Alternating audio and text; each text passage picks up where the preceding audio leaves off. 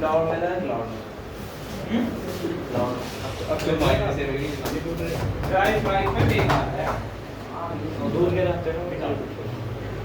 ये डाउनलोड करो। ड्राइव की सेटिंग तो ना है, 10 साल तक तो प्रोसेसिंग करता है। टेलीग्राम पे डालो, टेलीग्राम ने सिस्टम कर दिया, पैसा नहीं लगा। हाँ अब केवल 2 GB तक की वीडियो फ्री है, उसके ऊपर के पैसे तो टेलीग्राम में मार दिया। क्या भाई साहब तुम ज़्यादा इस्तेमाल कर रहे हो, प्रीमियम ले लो थोड़ा। स्टिकर्स भी ऐसे बहुत सारे 4 GB से ऊपर की वीडियो से से मेरा ले टेलीग्राम पे। हाँ किससे है बढ़ जाओ, वाह स्टोरेज है। क्वालिटी गिरा देता है व्हाट्सएप, उसमें तो हाई क्वालिटी है। व्हाट्सएप पे तुम्हें डॉक्यूमेंट भेजना पड़ता है, पर उसकी भी लिमिट है, 18 MB तो ऊपर करना चाहता हूं। हाँ व्हाट्सएप पे देगा, आप देख लीजिए, व्हाट्सएप में सबने डाउनलोड कर रखा है। वो भी क्योंकि हमने इतने सारे एलिमेंट्स डिस्कवर करे, मोर देन 120 प्लस एलिमेंट तो हमने डिस्कवरी की, ठीक है। उसमें एक बड़ा ही कॉमन सा एलिमेंट आया जिसका नाम रखा गया कार्बन, ठीक है। हमारे यूनिवर्स मोर देन 80% कार्बन से कॉन्स्टिट्यूटेड है, मोर देन 80% कार्बन से कॉन्स्टिट्यूटेड है, ठीक है। कार्बन बहुत सारी ऐसी यूनिक प्रॉपर्टीज कैरी करता है जो अपने आप में अलग है। लाइक इसके 3 आइसोटोप मिलते हैं, इसके 3 आइसोटोप मिलते हैं, C12, C13 and C। Isotope पता है ना, same atomic number different mass number, 6 6 6 12 13 and 14, 3 isotope है। पर उनमें भी सबसे भारी मात्रा में मिलता है C12 98% का।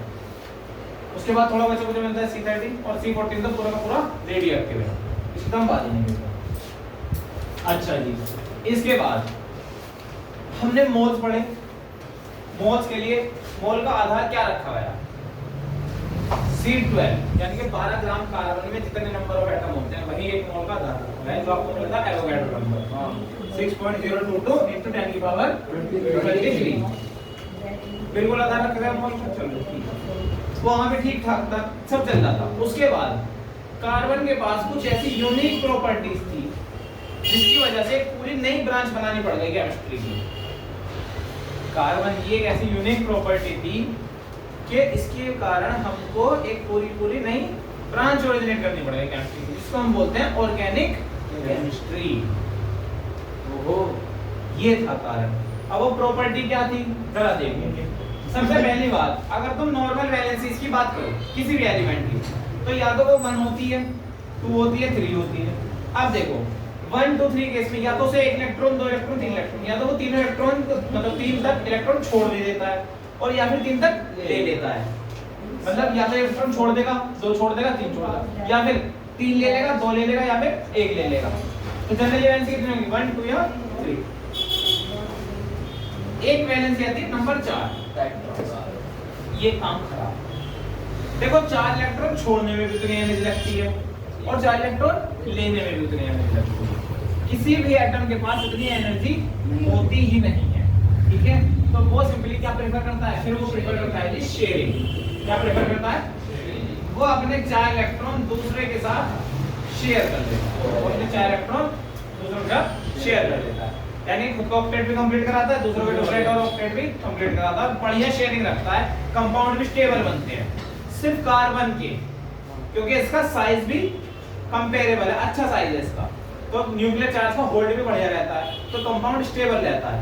और कि कंपाउंड भी स्टेबल नहीं होते, तुम बात करने लगो सिलिकॉन की, सिलिकॉन कंपाउंड तो स्टेबल नहीं होंगे। और सिलिकॉन की प्रॉपर्टी बड़ी अजीब सी है। सिलिकॉन की प्रॉपर्टी की बात करो, वो एक सेमीकंडक्टर है, कार्बन एक नॉन कंडक्टर है, कार्बन एक इंसुलेटर है ना। कार्बन का एक एलोट्रोप होता है, दैट इज ग्रेफाइट, जो समहाउ कंडक्टर है। लेड पेंसिल, ग्रेफाइट पेंसिल होती है, वो कंडक्टर होती है, हमें पता है सभी को, यही कारण है। डायमंड नॉन कंडक्टर, वो भी इंसुलेटर है, ठीक। तो ये तो बात है इसकी, पर ये सब कारण नहीं था। मेन जो कारण था कि हमको ऑर्गेनिक केमिस्ट्री बनानी पड़ गई, उस प्रॉपर्टी को हम बोलते हैं कैटिनेशन। क्या बोलते हैं बेटा, क्लास 11 से उठा के पढ़ा रहा हूं पूरा। हां भैया, कैटेगरी में पढ़ा था कैटिनेशन पूरा समझ लो, क्लास 11 से बेसिक। हां, कार्बन के पास एक प्रॉपर्टी होती है कि वो खुद के साथ ही बॉन्डिंग करके लॉन्ग चेन बना सकता है, स्टेबल कंपाउंड लॉन्ग चेन बना सकता है, वो भी स्टेबल कंपाउंड। इस प्रॉपर्टी को बोलते हैं कैटिनेशन। क्या बोलते हैं, वो छोड़ो, इसका एक बेसिक सा एलोट्रॉप मिला था हमें, फुलरीन, नाम याद है? ये फुलरीन ब्रो पी ब्लॉक में क्लास 11 में पी ब्लॉक पढ़ा था, ऐसे पढ़ा होगा, उसमें कार्बन तो पढ़ा होगा ना। तो वहां पे एलोट्रॉप की बात चल रही थी, कार्बन तो था ही, उसके अलावा ग्रेफाइट था, डायमंड था, और एक रिसेंटली डिस्कवर्ड था 1960 में फुलरीन C60। अब याद आया फुटबॉल वाला फुटबॉल वाला स्ट्रक्चर फुटबॉल वाला जो स्ट्रक्चर था, ये ऐसे ऐसे करके आ गया। तो ये क्या था? फुलरीन। अब तुम देखो, ये तो इसका आइसोटोप है, आइसोटोप, अभी कोई कंपाउंड नहीं बना है, ये तो कार्बन का रूप है जो 60 कार्बन एक साथ लेकर घूम रहा है। ये कंपाउंड तो अभी कंपाउंड की तो बात ही नहीं कर रही, ये तो कार्बन के खुद के रूप है। डायमंड 3D स्ट्रक्चर बनता है, तुम्हें पता ही है, ठीक है? इस तरीके से 3D डायमेंशनल अरेंजमेंट होता है ना डायमंड का, सेम ग्रेफाइट में हो गया। और डायमंड तो वर्ल्ड का वन ऑफ द स्ट्रॉन्गेस्ट और हार्डेस्ट सब्सटेंस है, नेचुरली अकरिंग। देखो वैसे अगर हम बात करें तो वैसे नहीं है वो हार्डेस्ट, क्योंकि हमने और भी बना रखे हैं, पर अगर नेचुरली बात करें तो वर्ल्ड का सबसे ज्यादा हार्डेस्ट सब्सटेंस डायमंड ही है। तो ये बात थी प्रॉपर्टीज की, कार्बन की, ठीक है? तो 60 कार्बन को आपस में जोड़ रहा है और स्टेबल कंपाउंड बना रहा है, तो ऑब्वियस सी बात है, कुछ तो बात हो, ठीक है? तो वो प्रॉपर्टी थी कैटिनेशन, जिसके बेसिस पर हमको एक ब्रांच मिली, जिसको हम बोलते हैं ऑर्गेनिक केमिस्ट्री। Organic chemistry. अब ऑर्गेनिक केमिस्ट्री में हम कार्बन और उससे रिलेटेड कंपाउंड्स को पढ़ते हैं, ठीक है? जो कार्बन हाइड्रोजन ऑक्सीजन नाइट्रोजन के साथ मिलकर बॉन्ड बनाता है, ठीक है? मेजॉरिटी ऑफ द केसेस में कार्बन हर किसी के साथ अपने इलेक्ट्रॉन शेयर ही करता है, हर किसी कंपाउंड में कार्बन अपने इलेक्ट्रॉन शेयर ही करता है। कोवैलेंट बॉन्ड है, कोवैलेंट बॉन्ड जिसको बोलते हैं, हां, ठीक है?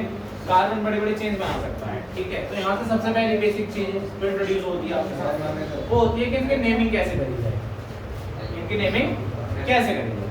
तो एक सिस्टम बनाया गया, देखो सबने अलग-अलग राय, बहुत राय तो बहुत देते हैं, ठीक है? तो बहुत पहले ही IUPAC एस्टैब्लिश हो चुका था। तुम्हें पता है जब एलिमेंट 104 डिस्कवर हुआ, रशिया वालों ने बोला कि हमने डिस्कवर करा है, उन्होंने नाम रख दिया रदरफोर्डियम, ठीक है? अमेरिका वालों ने बोला कि हमने डिस्कवर करा है, उन्होंने नाम रख दिया मेंडेलिवियम।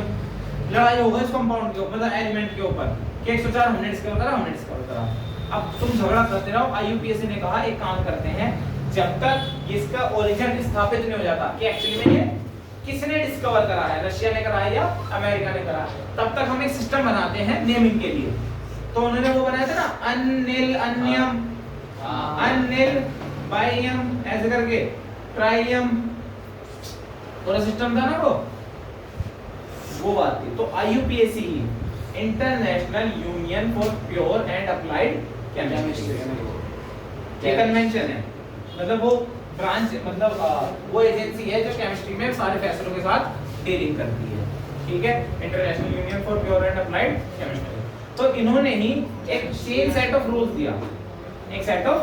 रूल्स दिया, ऑर्गेनिक कंपाउंड की नेमिंग करने के लिए, इसकी ऑर्गेनिक कंपाउंड की नेमिंग करने के लिए पढ़ाई बेसिक सा रूल। सबसे पहले इन्होंने कहा कि अगर एक कार्बन हो तो उसको आप बोलोगे मेथ,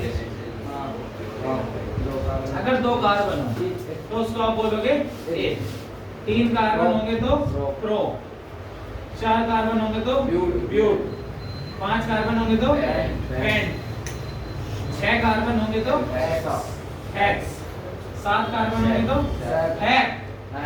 हाँ, ध्यान रखना, वो ऑर्गेनिक मतलब वहां पर हम बात करते हैं कोऑर्डिनेशन कंपाउंड में, कोऑर्डिनेशन कंपाउंड की बात थी अलग, ऑर्गेनिक के ये नाम याद रखना। इसलिए मैंने कहा था, क्योंकि तुम प्रैक्टिस ज्यादा इसकी करोगे तो अब तुम्हारे मुंह से सेप्ट नहीं निकलेगा, हेप्ट निकलता चला जाएगा।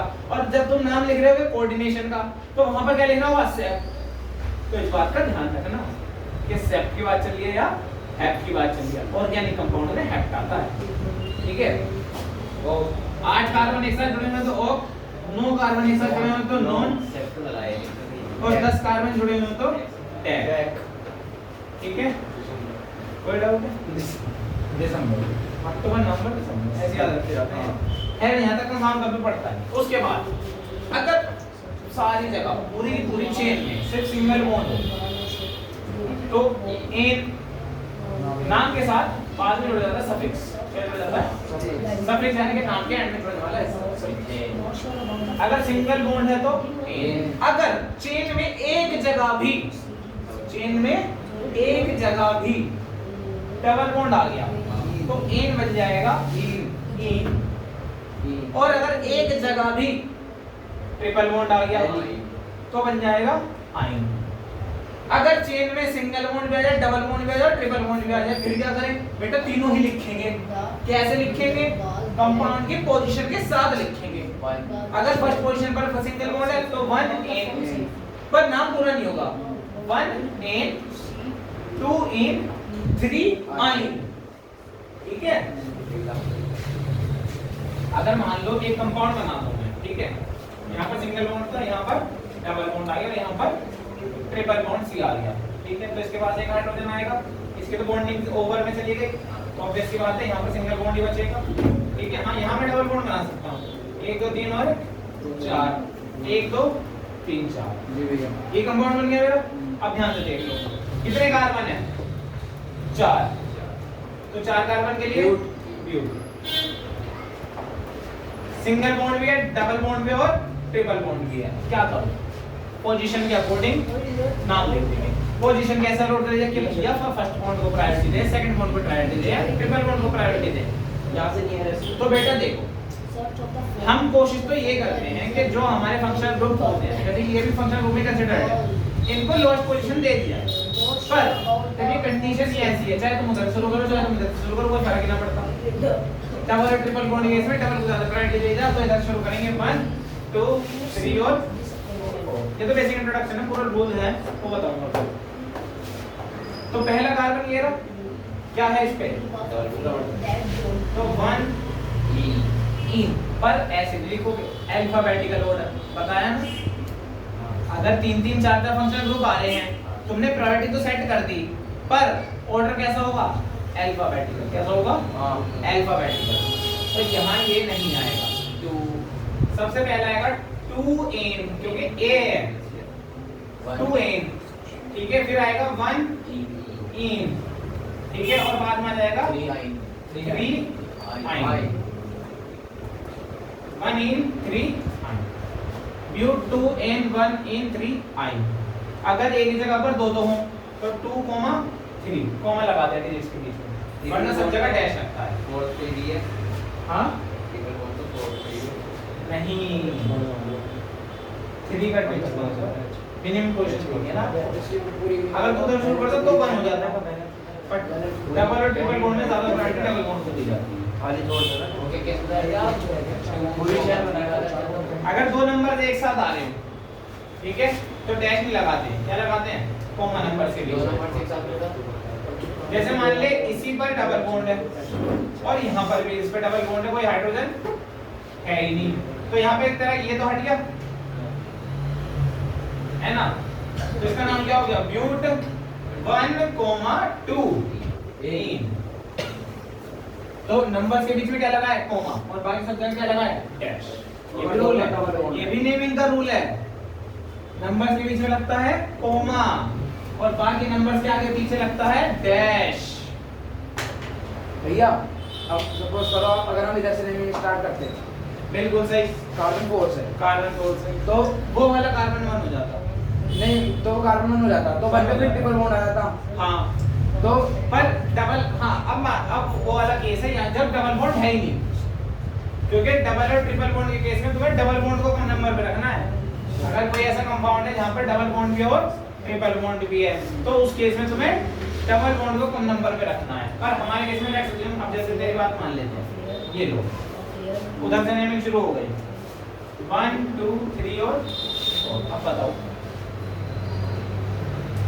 ये मैं एक चीज कहना चाहता हूँ, डबल बॉन्ड रखवाना चाह रहा है, नहीं ये नेमिंग के अल्फाबेटिकल मैं कहना चाह रहा हूँ, अगर हम इधर वाला सी कंसीडर करें तो उसके पास ट्रिपल बॉन्ड आ रहा है, और अगर हम इधर से कंसीडर करें तो C2 के पास ट्रिपल बॉन्ड आ जाएगा। तो ये इसी तरीके से लिखना। अच्छा, आप ने ये पूछना चाहते हैं किसके साथ आ रहा है। देखो जिस कार्बन के पास आ रहा है तुम्हारे हिसाब से, देखो एक आ तो यहाँ भी रहा है और 2 पे भी आ रहा है, हाँ भाई, तो ये तो किसका माना जाए, 1 का माना जाएगा। हाँ ये पूछना। और उधर से आ रहे थे जैसे तू कह रहा है 1 2 3 और 4, तो 3 का माना जाएगा। हाँ ठीक है। पोजीशन लोएस्ट रखनी है। आएगा समझ में? That is it for today. We will continue again tomorrow. ये था हमारा बेसिक्स का ऑर्गेनिक का इंट्रोडक्शन। ना कैटेगराइजेशन होगा ना ऑर्गेनिक केमिस्ट्री होता है। हाँ हमें अच्छी है ना अलाइनमेंट आपका ना फुल रिंग मिलता ना आगे काम होता।